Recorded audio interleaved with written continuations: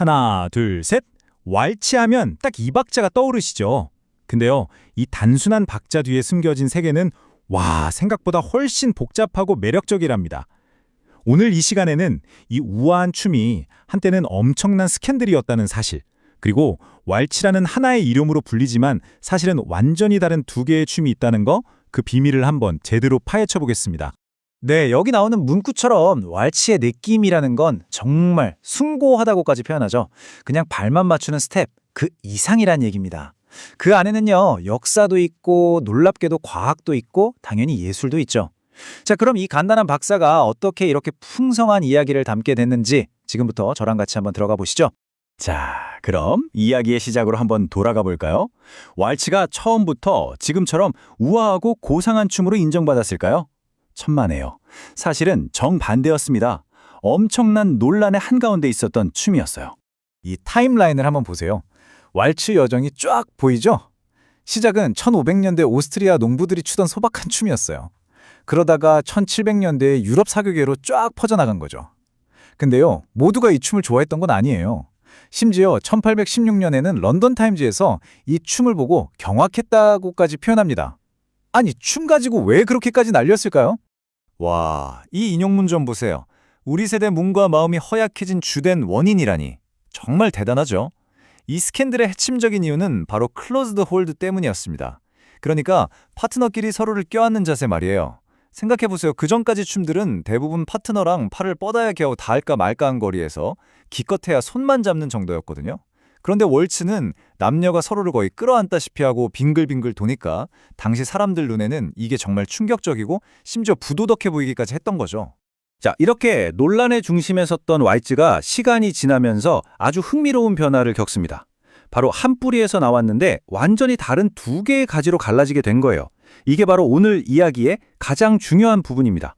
여러분, 왈츠 하면 어떤 장면이 떠오르세요? 아마 대부분은 느리고 우아하게 막 무도회장을 가로지르는 그런 모습을 생각하실 거예요. 그쵸? 그런데 사실 그건 왈츠의 원조가 아닙니다. 왈츠의 원형, 진짜 오리지널은요, 바로 엄청나게 빠르고 격렬하게 회전하는 비엔나 왈츠였어요. 우리가 흔히 아는 그 느린 왈츠는 훨씬 나중에 미국에서 새로 만들어진 일종의 현대적인 버전이라고 할 수 있죠. 자, 이 표를 보시면 두 왈츠가 얼마나 다른지 딱 보입니다. 먼저 템포. 비엔나 왈츠가 거의 2배나 빨라요. 분당 180비트? 어마어마하죠? 슬로우 왈츠는 그 절반이고요. 기원도 당연히 다르고, 특히 저기 상하 움직임 부분을 좀 보세요. 비엔나 왈츠는 거의 수평으로, 낮은 천장 밑에서 춘다고 할 정도로 위아래 움직임이 거의 없어요. 반면에 슬로우 왈츠는 파도가 치는 것처럼 아주 크고 우아하게 오르내리는 게 특징이거든요. 이건 뭐 거의 다른 춤이라고 봐도 무방할 정도죠. 자, 지금까지는 역사 얘기를 좀 해봤는데요. 이제부터는 완전히 다른 세계로 들어가 보겠습니다. 바로 과학의 세계입니다.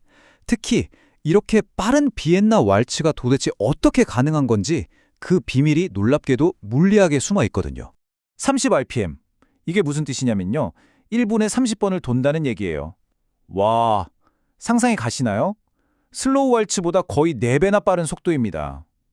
아니, 이렇게 정신없이 도는데 어떻게 멀쩡하게 서 있을 수 있는 걸까요? 넘어지지 않는 비결이 뭘까요? 댄서들이 싸워야 하는 가장 큰 적, 그건 바로 원심력입니다. 우리 어릴 때 놀이터에서 뺑뺑이 타면 몸이 바깥으로 확 튕겨 나갈 것 같은 느낌 들잖아요. 바로 그 의미예요. 회전이 빨라지면 빨라질수록 두 사람을 서로에게서 떼어놓으려는 이 보이지 않는 힘이 어마어마하게 강해지는 거죠. 그럼 이 엄청난 힘을 어떻게 이겨낼까요? 해답은 바로 이 카운터 밸런스에 있습니다. 우리가 보기에 팔로워가 상체를 뒤로 우아하게 젖히는 저 아름다운 자세 있죠? 저게 사실은 원심력에 맞서기 위한 아주 치밀한 물리적 계산인 셈이에요. 자신의 몸무게를 이용해서 바깥으로 튕겨나가려는 힘과 균형을 맞추는 거죠. 정말 우아한 물리학 아닌가요? 여기서 또 하나의 핵심 원리가 등장하는데요. 바로 관성 모멘트입니다. 말이 좀 어렵죠? 쉽게 말해서 피겨 스케이팅 선수들이 회전할 때 팔을 몸에 착 붙이면 속도가 확 빨라지잖아요. 똑같은 원리예요. 왈츠에서 파트너와 몸을 딱 붙이는 그 자세가 단순히 친밀해 보여서가 아니라 회전에 대한 저항을 줄여서 그 엄청난 속도를 낼 수 있게 만드는 아주 중요한 기계적인 장치인 셈이죠. 자, 그럼 이런 과학 원리를 세계 정상급 댄서들은 어떻게 예술의 경지로 끌어올리는 걸까요? 그 비밀의 열쇠는 바로 효율성이라는 단어에 있습니다. 비엔나 왈츠의 진짜 고수들은요, 그냥 무식하게 힘으로 더 빨리 도는 게 아니에요. 자신의 모든 에너지를 한 방울도 낭비하지 않고 오롯이 회전하는 힘으로 바꿔내는 거죠. 그냥 힘이 아니라 효율성. 바로 이 작은 차이가 전문가와 아마추어를 가르는 결정적인 기준이 됩니다. 자, 이 그래프 한번 보시죠. 한 연구 결과인데요. 보시면 최상위권 댄서들이 평균 속도가 더 빠른 걸 볼 수 있어요. 초당 2.09m, 하위권은 1.94m. 뭐 당연한 거 아니냐고요? 진짜 중요한 차이는 지금부터입니다. 이 연구 데이터에서 정말 재밌는 게 뭐냐면요. 최상위권 댄서들은 아무리 어렵고 복잡한 턴을 해도 속도가 거의 줄어들지 않는다는 거예요. 아주 일관되죠. 그런데 다른 댄서들은 어려운 동작을 만날 때마다 속도가 확 떨어지는 게 보입니다. 바로 이게 기술적인 숙련도, 그리고 아까 말씀드린 효율성의 차이를 수채로 똑똑히 보여주는 증거인 거죠. 그리고 비밀은 춤에만 있는 게 아닙니다. 음악에도 숨겨진 비밀이 있어요. 이른바 비엔나 공식이라는 건데요. 실제 비엔나 왈츠 음악을 들어보면 두 번째 박자를 아주 살짝 먼저 당겨서 연주하는 경우가 많아요. 우리가 아는 하나, 둘, 셋 이렇게 똑같은 간격이 아니라 하나, 둘, 셋 이런 느낌으로요. 정말 찰나의 순간이지만 이 미세한 차이가 댄서들에게는 턴을 완벽하게 마무리할 수 있는 아주 귀중한 시간을 선물해주는 셈입니다. 결국 마스터가 된다는 건 이런 것들을 몸으로 체득했다는 뜻입니다. 위아래로 출렁이는 움직임은 최대한 줄이고 동그랗게 돌려고 애쓰는 게 아니라 오히려 앞으로 쭉 나아가려고 하고 발소리는 거의 안 들릴 정도로 바닥 위를 쓱 미끄러지듯이 움직여야 하죠. 이 모든 게 하나로 합쳐졌을 때 비로소 우리가 감탄하는 그 힘들이지 않고 물 흐르는 듯한 비엔나 왈츠가 완성되는 겁니다. 처음엔 사회적인 스캔들로 시작해서 시간이 흘러 전혀 다른 두 개의 춤으로 발전하고 그 격렬한 움직임 속에는 이렇게 정교한 물리법칙까지 숨어있는 춤, 왈츠.